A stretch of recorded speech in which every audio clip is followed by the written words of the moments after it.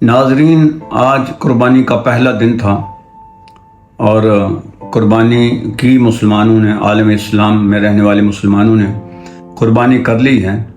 अब मसला ये है कि कुर्बानी का गोश्त खाना ये भी बाइस इबादत है, ऐन इबादत है।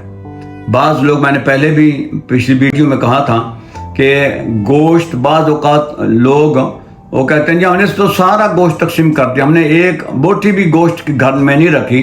नहीं, ये नाशुक्री में आ जाता है। आप कुर्बानी का गोश्त अपने लिए रखें, उसको खाएं, शौक से खाएं।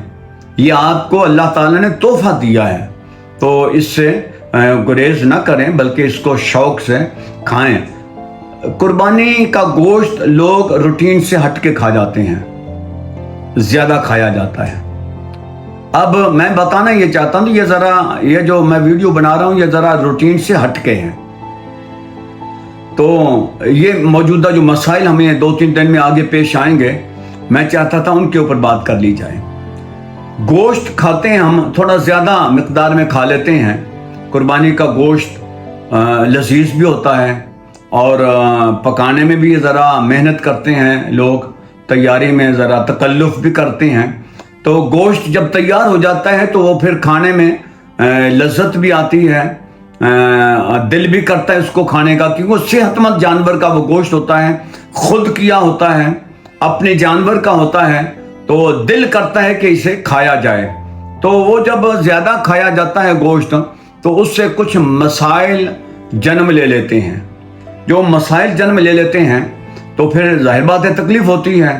तो एक हद होती है, तो हम हद से चूंकि बढ़कर खा लेते हैं, तो गोश्त ज़्यादा खाने से बाज़ औक़ात ब्लड प्रेशर बढ़ जाता है, ज़्यादा हो जाता है। अगर ब्लड प्रेशर ज़्यादा हो जाए किसी आदमी का, तो उसके लिए मैं चाहता था कि जो घर में हमारी चीज़ें पड़ी होती हैं उससे उसका इलाज किया जाए, डॉक्टर के पास जाने से गुरेज किया जाए। वैसे भी ईद की छुट्टियों में डॉक्टर आमतौर पे छुट्टियों पे होते हैं, तो अब उसका क्या करना है कि घर में आप अपने किचन में जाएं, यह सारी चीज़ें वहाँ पे मौजूद होंगी।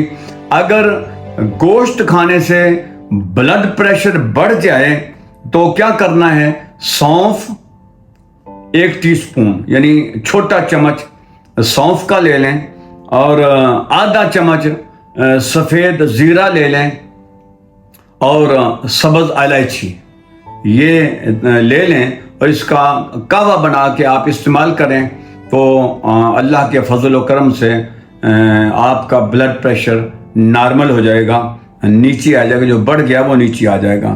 दूसरा मसला, बाज़ औक़ात जब ज़्यादा खाया जाता है, गोश्त ज़्यादा खा लिया, तो ज़ाहिर बात है फिर बदहज़मी भी हो जाती है, पेट में दर्द भी हो जाता है। इस तरह के अगर मसाइल सामने आ जाएं तो उसके लिए आपने फिर अपने किचन में चले जाना है। अजवाइन हर किचन में मौजूद होती है और पुदीना भी मौजूद होता है, तो उसके लिए भी यही मसला है कि अजवाइन, देसी अजवाइन जिसको कहते हैं, उसका आधा छोटा चम्मच, पुदीने के चंद पत्ते और एक पत्ता होता है उसको तेज पात कहते हैं, यह भी हर बावर्ची खाने में मौजूद होता है। तो ये 3 चीज़ें ले लें, इनका कावा बना के आप इस्तेमाल करें, तो इंशाअल्लाह बदहज़मी के जितने भी मर्ज़ हैं या उससे लाहक जितने भी मर्ज़ हैं, उससे मुताल्लिका जितनी भी तकलीफ़ें हैं, उससे इंशाअल्लाह आफाका हो जाएगा।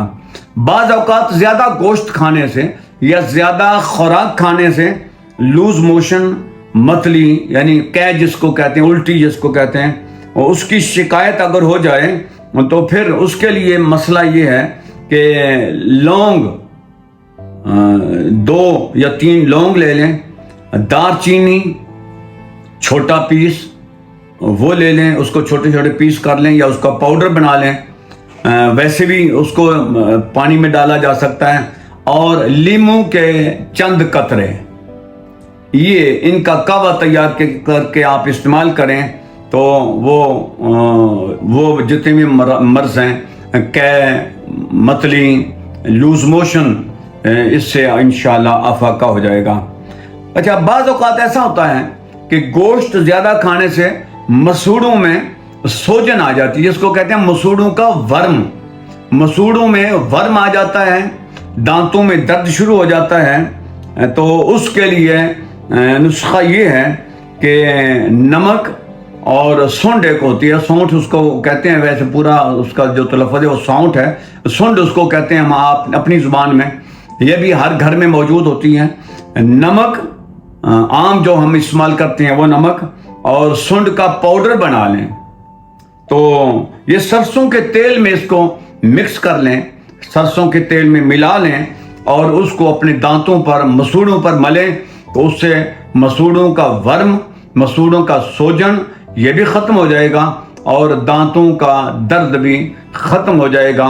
तो ये चीज़ें अगर आपके पास हैं तो आप खुल के गोश्त खाइएगा, जितना दिल करे आप गोश्त खाएं, लेकिन फिर भी एक हद में रहकर। हद से जब भी कोई चीज़ बढ़ जाएगी तो वो नुकसान देगी। अल्लाह पाक हमें सेहत और तंदुरुस्ती अता फरमाए। आमीन सुम्मा आमीन।